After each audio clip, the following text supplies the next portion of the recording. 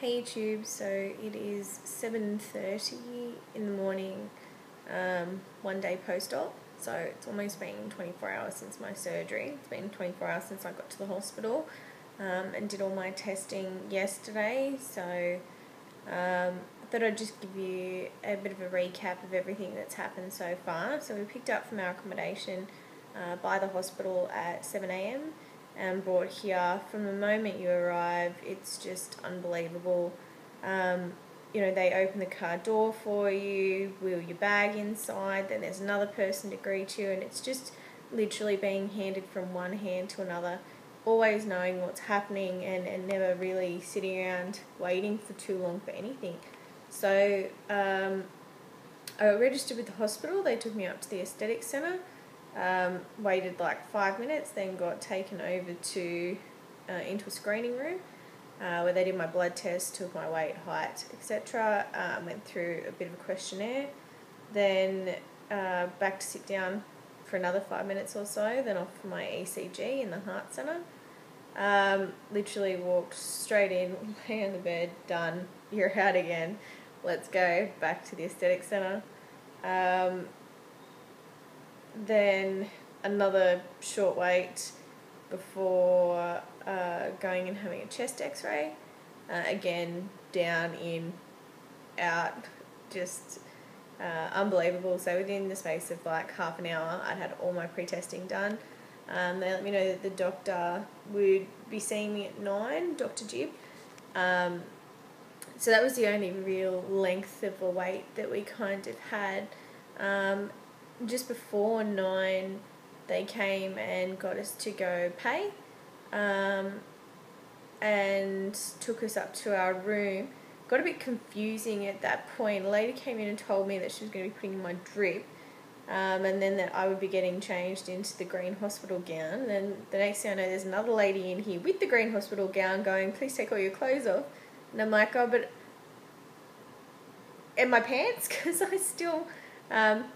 I started to say the doctor, and this nightie ties up at the back, which was what was confusing me. Like, how am I supposed to go see the doctor if the back of, do you stand in your consult butt naked? Like, it wasn't something I was prepared for. So I was a bit shocked, but off go all the clothes. I took my t-shirt and I told my hubby to quickly grab my handbag with all my pictures and everything in it. It left my mother-in-law so confused that she was originally going to come in with us, but she didn't end up coming down because she wasn't sure what was... We weren't sure what was happening. I guess that was the only time there was a bit of confusion going on in the whole process. I went in, Dr. Ponkatorn, Ponkasatorn.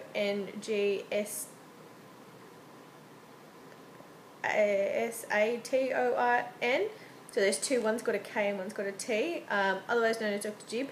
Lovely man, spoke perfect English. Went in, did some test measurements. They discreetly, just to do with the nightie business, they discreetly get to hold the front of it while they kind of slide it down and tie it up as a skirt. So he took measurements and said, based on what I can see, I would recommend that you have about a 300cc implant. My heart dropped. I really thought that I was going to be able to have these 500 knockers. I think you get so worried that, you look at some people and they have the exact look that you want and they've got 300s or 325s or 350s and you're like, oh, okay, yep. And then there's other people that have those and they look like nothing. And then there's people that have got these 500s, 550s, 560s in that look the same as the other person that had 300. So because I'm quite wide in the hips and tall, I was really worried that I was going to end up with tiny implants that I would regret, and that I would definitely have boobie greed on, and that I would want to come back in again. So I said, wow, I was hoping for a lot bigger than that. He's like, okay, well, we'll try with the 300. and the 350 implant in. Now, trying on these things, I didn't end up putting my shirt over the top. He said to me, to be honest, you know, they're not going, you're just looking at size, and even then, it's not the best in projection or anything like that. So I think what he really takes away from it is you explaining the look that you want. And he said, you know, we'll try different things once we get into surgery to see what we can actually do. So, you know, I said I wanted round, high profile. I told him I wanted to try to get as much cleavage as I can. He said one of the things is where your muscle is attached to your chest wall is how far your boobs are set apart. It would be very bad to cut into that, he said. So the implant should cause it to roll more into the centre, hopefully. However, not, he won't cut or anything to actually give you that smaller crease. But it's swollen at the moment, and it's about a 2-finger gap. So if it stays that, you know, I think it'll be good. Sorry, I had a bit of tightness on the top of this boob at the moment. So we put these spaces in. This 300, I was just like, I don't even want 300. So he put a 400 in, and my fiance said not bigger than that.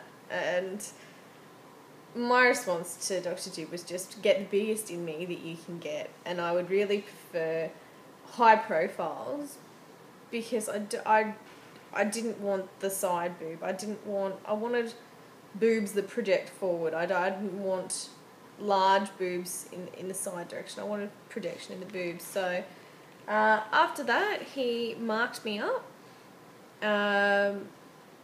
He took some pictures, and then he marked me up. You can kind of just see some of the remnants of the lines. They must wipe some of them off, because he actually wrote all over this area here. What he was writing, God knows. I think it's because he said, even though I think one sat slightly lower than the other one, that was, you know, only tinily visibly. You know, he said one of my nipples points out more than the other one. One's a little bigger than the other. One just drips a little more than the other. Like, all things that are probably there, but I never really noticed it. Sorry, my hair is just annoying the crap out of me. So yeah, I took another picture of his drawings. Then went back out to the waiting area. He got me to, he got me to, one of the nurses got me to finish signing the consent forms, along with the picture that he'd just taken with the measurements on me, the agreed size. So he said he'd try to do a 325 to a, between a 325 to a 400. And yeah, so then we went back out, sat down. So when I signed this lady, she said, okay, now I take you to the operating room. And it was like, oh, okay, we're not going back to my room. What happened to the lady with the drip? And it was a little bit confusing. So I quickly went to the toilet, and before you know it, she's navigating us to the operating room, said goodbye to the hubby, and I was whisked into the operating room. So I didn't get given any Valium. I think the next little leg of my journey would probably be pretty daunting to somebody that was already extremely nervous. I seemed to just be quite blanked the whole experience. I wasn't nervous. I wasn't, overly excited. I was just very blank. I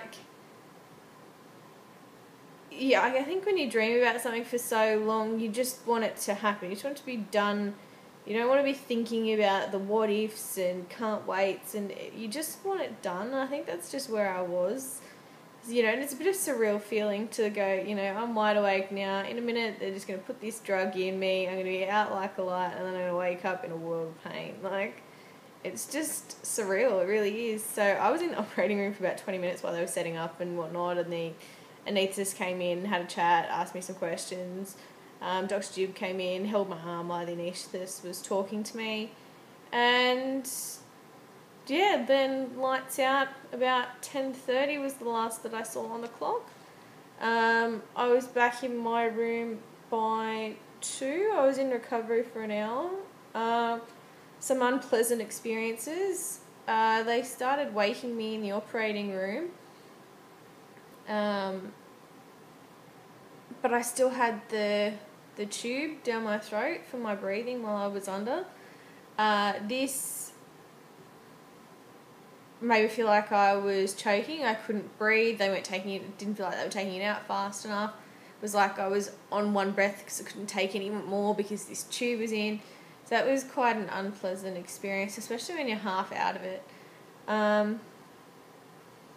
Then the moving hurt something chronic. So I got moved from the operating table to the recovery bed, from the recovery bed to a travel bed to move me up to the ward, and then into my bed. And as everybody knows, you know, you are stuck on your back for quite a while before you can get onto your sides without any pain.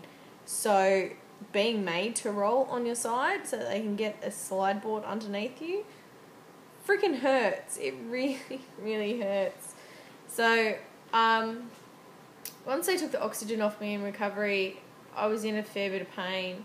They gave me a direct dose of morphine and put me on the morphine drip, but I was still in a fair amount of pain. I guess it started to subside quite a bit, coming into, just after coming into the room. And then I was awake. I was pretty much pain-free. I can still move my arms up above my head. Pulling yourself up hurts a little bit. I think more so because you're so worried about straining them or pulling them or hurting them or something, so you just try to do things in a bit more of an awkward way than you probably would, which probably makes it worse. What else?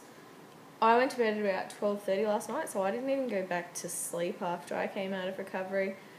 There were moments when I felt a little tired, and then I just kind of bounced back, and then I feel a little tired, and then I bounced back. So eventually I went to bed at about 12:30. Got up at 7:30. I probably woke up every hour or so. They gave me a sleeping tablet and told me, take this when you go sleep. I don't know what it was. I took it about 3 hours before I actually went to sleep, so who knows. Maybe it's just me. So at 7:30 I'm awake, obviously not doing anything strenuous, so it'll be a day of lounging around and resting today when we get back to the apartment. So the doctor's got to come in and take out my drains. So as you can see here and here, I have drains.